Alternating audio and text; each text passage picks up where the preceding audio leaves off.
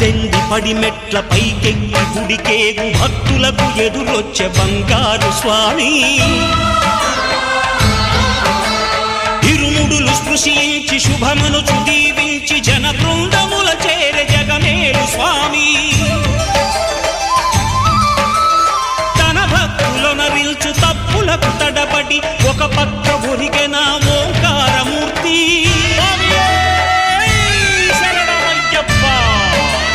స్వాములందరూ తనకు సాయము కాగా ధీమంతుడై లేచే ఆ కన్య స్వామి